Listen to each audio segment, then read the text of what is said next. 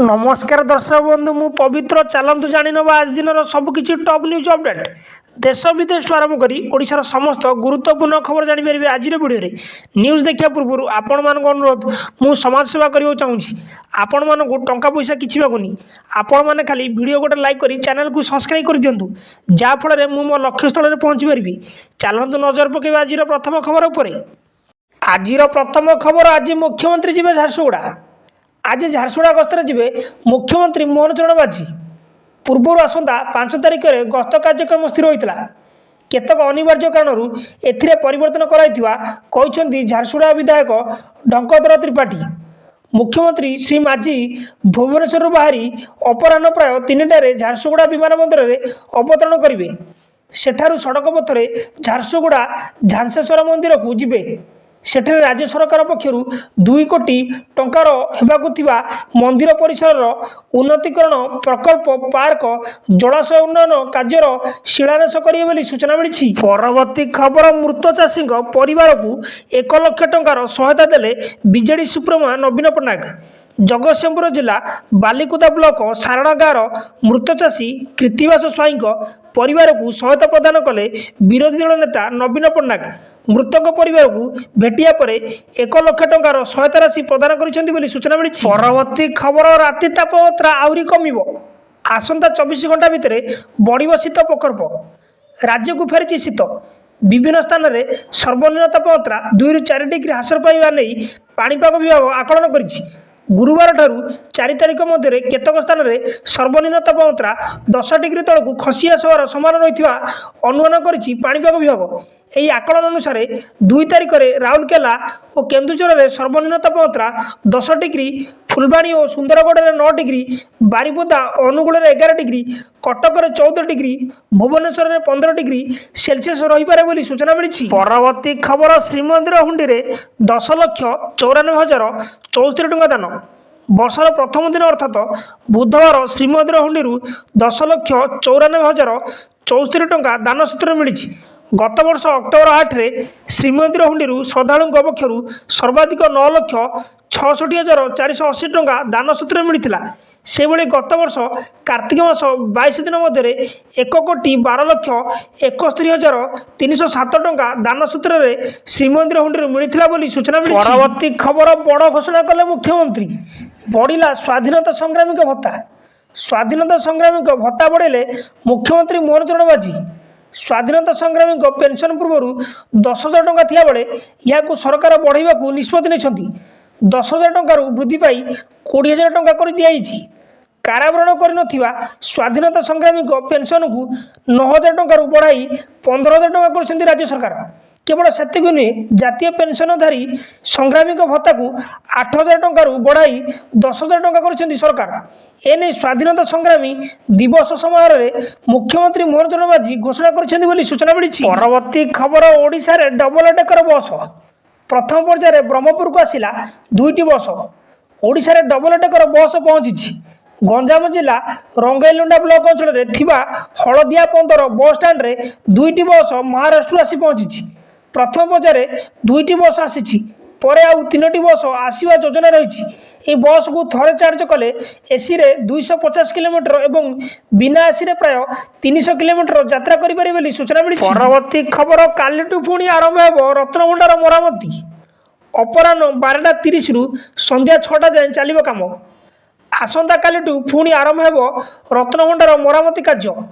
रत्नभंडार भितर 20 फुट उच्चर लुहा भरा बंधा जाई डी प्लास्टरिंग बा चून छड़ाइबा कार्य कराइथिला। डिसेम्बर 25 रु भक्तों गहली को देखी रत्नभंडार मरामती कार्य स्थगित रही। मार्गदर्शिका आधार काली द्वितीय भोग मंडप अर्थात अपराह 12:30 रु प्राय संध्या 6टा पर्यंत मरामती काम चलिए बोली सूचना मिली। परवर्ती खबर दारिंगीबाड़ी में तुषारपात शीतर थरुची कंधमाल जनजीवन अस्तव्यस्त हो पड़ी। शीतर प्रभाव में दारिंगीबाड़ी अंचल में तुषारपात होता खबर मिली। दारिंगीबाड़ी और शिखरबाड़ा और ब्राह्मणी गाँव में वर्षर प्रथम तुषारपात होती। दारिंगीबाड़ी सर्वनिम्न तापमात्रा 9.5 डिग्री थिबा बेले आभ्यंतरण अंचल में 7 ରୁ 8 डिग्री तापमात्रा रही सूचना मिली। परवर्ती खबर नुआ वर्ष अयोध्या राम मंदिर लगिला 56 प्रकार भोग। ରାମଲାଲଙ୍କ ପାଇଁ ଲକ୍ଷ୍ନୌରୁ ଆସିଲା ଭଳିକି ଭଳି ମିଠା। ନୂଆବର୍ଷରେ ଅଯୋଧ୍ୟା ରାମ ମନ୍ଦିରରେ ସ୍ୱତନ୍ତ୍ର ପୂଜାପାଠର ଆୟୋଜନ କରାଯାଇଛି। ରାମଲାଲଙ୍କ ପାଇଁ 56 ପ୍ରକାର ଭଳିକି ଭଳି ପ୍ରସାଦ ରାମଲାଲଙ୍କ ନିକଟରେ ଭୋଗ ଲଗାଯାଇଛି। ରାମ ମନ୍ଦିର ମୁଖ୍ୟ ପୌରୋହିତ ଆଚାର୍ଯ୍ୟ ସତ୍ୟେନ୍ଦ୍ର ଦାସ ରାମଲାଲଙ୍କ ପ୍ରସାଦ ଅର୍ପଣ କରିଛନ୍ତି ବୋଲି ସୂଚନା ମିଳିଛି। ପରବର୍ତ୍ତୀ ଖବର, ଆଜିଠୁ ଯୁକ୍ତ 2 ପ୍ରାକ୍ଟିକାଲ ପରୀକ୍ଷା ଆରମ୍ଭ। 30 ମିନିଟ୍ ପୂର୍ବରୁ ପହଞ୍ଚିବା ନେଇ ନିର୍ଦ୍ଦେଶ। ଆଜିଠୁ ଯୁକ୍ତ 2 ପ୍ରାକ୍ଟିକାଲ ପରୀକ୍ଷା ଆରମ୍ଭ ହୋଇଛି। ବିଜ୍ଞାନ ବିଭାଗରେ ସର୍ବାଧିକ 1,25,000 ଏବଂ କଳା ବିଭାଗରେ ପ୍ରାୟ 1 ଲକ୍ଷ ପରୀକ୍ଷାର୍ଥୀ ରହିଛନ୍ତି। ଏନେଇ ଉଚ୍ଚ ମାଧ୍ୟମିକ ଶିକ୍ଷା ପରିଷଦ ପକ୍ଷରୁ ସୂଚନା ଦିଆଯାଇଛି। ଚଳିତ ବର୍ଷ କଳା, ବିଜ୍ଞାନ, ବାଣିଜ୍ୟ, ଧନ୍ଦାମୂଳକ ବିଭାଗରେ 2 ଲକ୍ଷରୁ ଅଧିକ ଛାତ୍ରଛାତ୍ରୀ ପ୍ରାକ୍ଟିକାଲ ପରୀକ୍ଷା ଦେବେ। ଏହି ପ୍ରାକ୍ଟିକାଲ ପରୀକ୍ଷା ଆଜିଠୁ ଆରମ୍ଭ ହୋଇ ଆସନ୍ତା 12 ତାରିଖ ପର୍ଯ୍ୟନ୍ତ ଚାଲିବ ବୋଲି ସୂଚନା ମିଳିଛି। ପରବର୍ତ୍ତୀ ଖବର, 6ରେ ବନ୍ଦ ରହିବ ଜନ ଅଭିଯୋଗ ଶୁଣାଣି।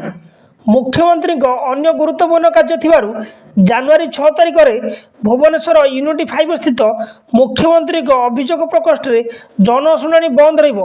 ପରବର୍ତ୍ତୀ ଅଭିଯୋଗ ଶୁଣାଣିର ତାରିଖ ସମ୍ବାଦପତ୍ର ତଥା ଅନ୍ୟ ଗଣମାଧ୍ୟମ ଜରିଆରେ ଜଣାଇ ଦିଆଯିବ ବୋଲି ରାଜ୍ୟ ସାଧାରଣ ପ୍ରଶାସନ ଓ ସାଧାରଣ ଅଭିଯୋଗ ବିଭାଗ ପକ୍ଷରୁ ସୂଚନା ଦିଆଯାଇଛି ବୋଲି ଖବର ମିଳିଛି। ପରବର୍ତ୍ତୀ ଖବର, 15 ସୁଦ୍ଧା ସରିବ A-KYC। ରାସନ କାର୍ଡ ହିତାଧିକାରୀ A-KYC ଅପଡେଟ୍ କରୁଛନ୍ତି।